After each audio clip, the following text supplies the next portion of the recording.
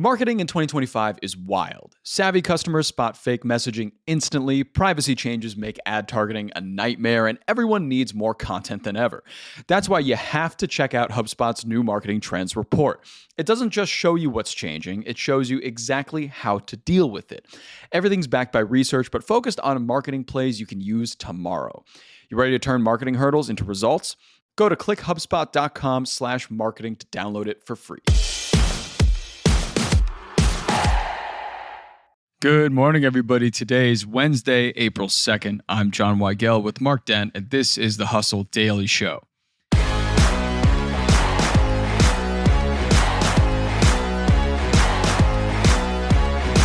Hooters wants families to give a hoot. The Buffalo Wing and Pantyhose Emporium just filed for bankruptcy, but it will keep its operations open.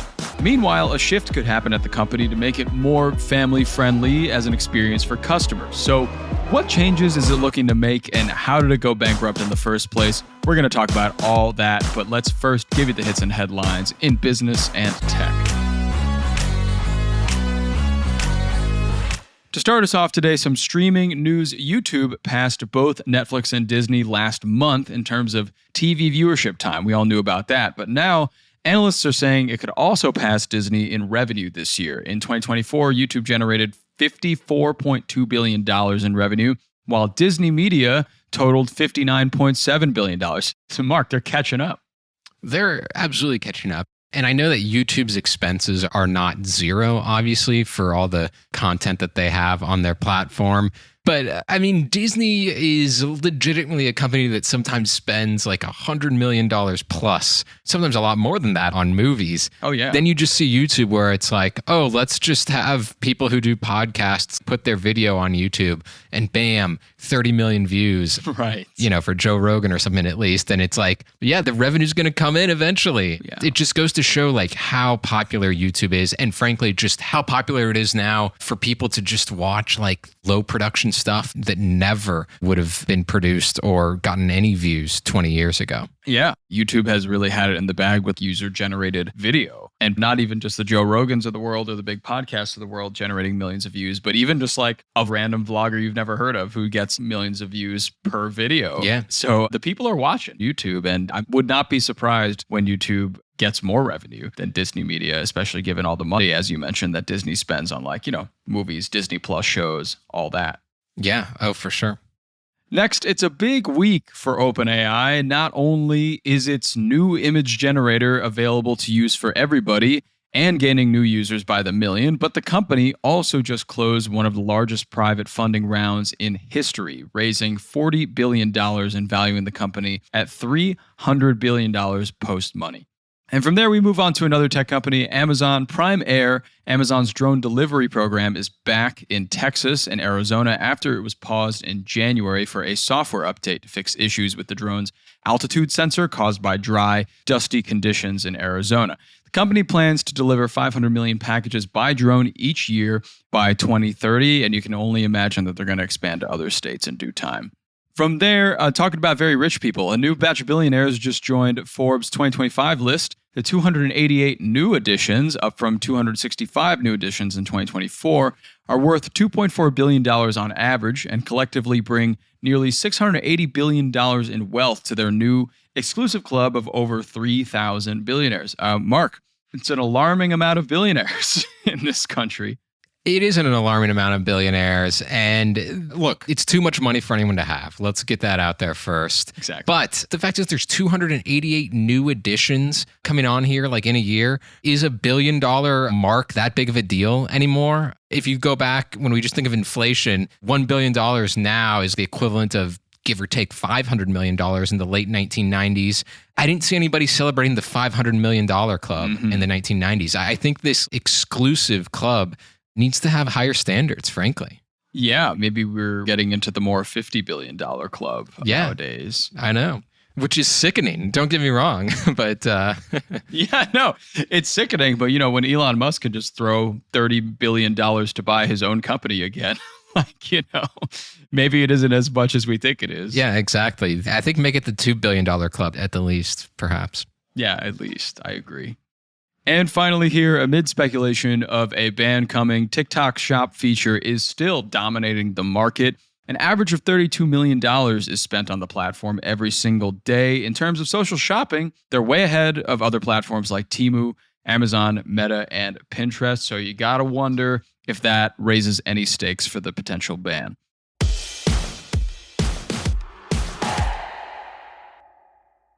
So, if you're listening to this podcast, you are more than likely thinking about business ideas. Every entrepreneur has a million ideas vying for attention in their brain, and there's probably that one idea you can't stop thinking about. You know, the one that came to you at 2 a.m. that you got up and wrote down somewhere. Well, I'm here to tell you that that idea could be worth $5,000 right now. The Hustle and Indie Hackers are teaming up to find the next great founder and get them started with $5,000. All you got to do is record a 60-second video pitch telling us your business idea, how it makes money, and why it's awesome. One winner gets $5,000 cash plus promotion to millions of Hustle readers. Make sure you enter by April 4th at thehustle.co/bigbreak. That's thehustle.co/bigbreak. You can also click the link in the show notes of this episode. The winner will be announced on April 11th right here on the Hustle Daily Show, the Hustle newsletter, and on the Hustle's social accounts. Now get to pitching.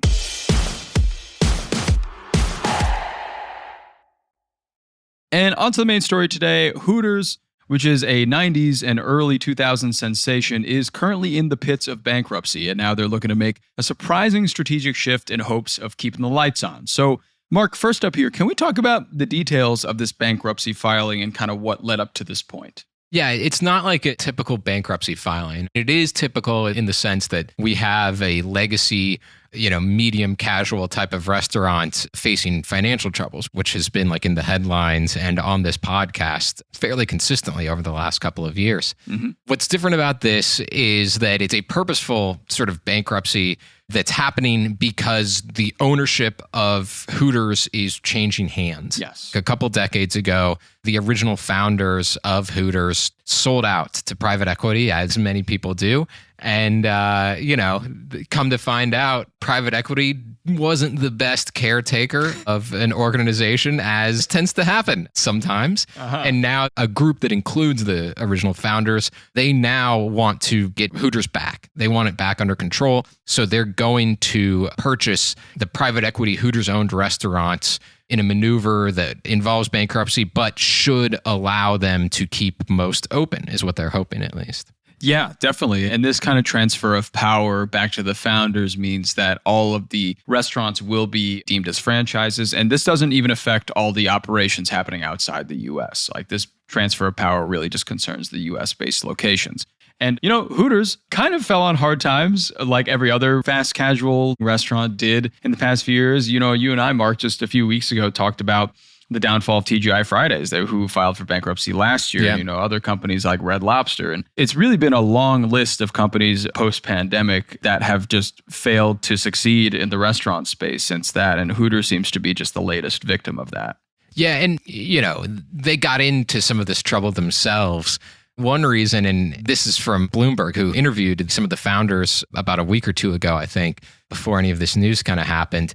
They pointed out that a big error that was made by the current owners of Hooters is that starting in 2021, they essentially made the waitresses' outfits even skimpier. Yeah, that's right. They made them look like bikinis instead of just having like gym shorts, as it had been, I guess, for like the earlier days of Hooters. And so they're like, you guys have just made this even less family friendly. So we're going to try to change that now. Right. And it seems the change that they want does go more in that family-friendly direction. I mean, Hooters has just been known for years and years of towing that line kind of between, okay, it's like not a place that you would bring children to, kind of a family establishment. And it seems they kind of want to go full force back in the direction of making it a more family-friendly establishment, which in my opinion isn't a bad idea, considering there's more people in families than just the dad. So I think, there's a larger pool to draw from people coming in, but I'm not sure how they'll pivot the business so hard as to do that, because, it really fit the culture of the 90s and early 2000s, and they even got their own airline for a few years there. Yeah. So they really had a boom, and it seems like they're going to try to do that again with a more family-forward angle. Yeah, I feel like Jerry Bruckheimer and Hooters are like the defining cultural relics of the late 90s. I think they're very similar too. I mean, Hooters always had a little bit of like a stigma. Yeah, that was like also part of its appeal, was that it was seen as sort of not entirely family friendly. I was looking this up in an old newspaper archive because I was trying to remember, but when I was a kid growing up in the Kansas City area, there was like a huge protest / complaint about like a Hooters that was opening because it was going to be close to a church. And I just feel like that is sort of what Hooters is always going to be to some extent. So I think the question just is, how family friendly can it be? And also, is there much of a desire for this type of restaurant anymore? There's a lot of different sort of entertainment and food options out there, things like Chicken and Pickle, other types of restaurants that involve games. So I don't know how novel it is to just have like, something that's known for attractive waitresses as entertainment. I don't know. I mean, that's where it's interesting here because you have Hooters' arguably biggest competitor, Twin Peaks, out here. And as of 2025, the restaurant chain is growing and they plan to surpass $1 billion in sales in the next 5 years. So, I mean, it really is so strange how one could succeed so well and the other could falter, even given the post-pandemic conditions. So I really think it has a lot to do with like the Hooters brand name more than anything. Yeah, maybe so. And it's been around, I think, since the 80s now. A lot of things don't last for that long. Yeah. I mean, Twin Peaks is a lot newer. It's not all that new anymore, but it is much younger than Hooters. If Hooters is indeed going to try to become a little bit more family friendly, is Twin Peaks' response going to be like, oh yeah, well, we're going to go all out and not be family friendly at all and be the most extreme version of ourselves that we can possibly be? Right. Will they convert to a dance club at that point? Right. We live in a society of extremes, I believe, nowadays. So for sure, it'll be interesting to see what this entails and the described re-Hooterization by the founders ends up doing, because until then, the restaurants will remain open. So it's just a question of when will these changes happen, not necessarily if anymore. Right.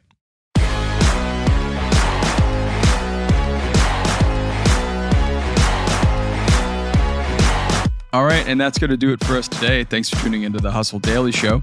We're a proud part of HubSpot Media. Our editor today is Robert Hartwig, and our executive producer is Darren Clark. We've got a ton more tech and business coverage in our newsletter. Go sign up to it at thehustle.co/email and follow us on Instagram at thehustledaily. We will see you tomorrow.